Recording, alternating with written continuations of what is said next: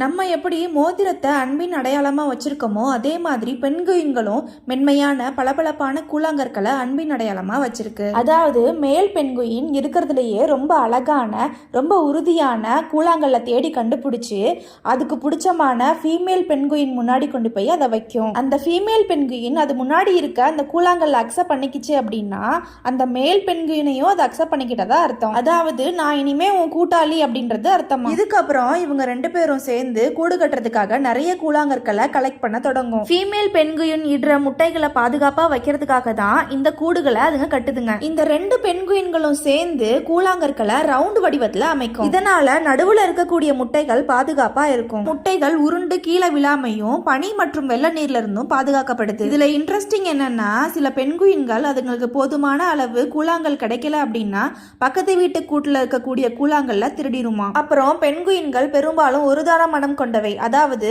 ஒரே துணையோட பல வருஷங்களுக்கு தங்குமா. ஒவ்வொரு ஆண்டும் இணை சேர்க்கை நேரம் வரும்போது அந்த ஆண் பெண்குயின் மீண்டும் ஒரு புதிய கூழாங்கற்களை கொண்டு வந்து நான் இன்னும் உன்னை தேர்வு செய்யறேன் அப்படின்ற விதமா அந்த பெண் பெண்குயின் கிட்ட கொண்டு போய் கொடுக்குமா. இந்த சின்னோண்டு கூழாங்கல் நமக்கு வெறும் கல்லா இருந்தாலும் அந்த பெண்குயின்களுக்கு இது ஒரு அன்பின் அடையாளம். இந்த இன்ஃபர்மேஷன் உங்களுக்கு புதுசா இருந்துச்சுன்னா இந்த வீடியோக்கு ஒரு லைக் போடுங்க. இந்த வீடியோ உங்களுக்கு பிடிச்சிருந்ததுன்னா இந்த சேனலை சப்ஸ்கிரைப் பண்ணி சப்போர்ட் பண்ணுங்க. தேங்க்யூ.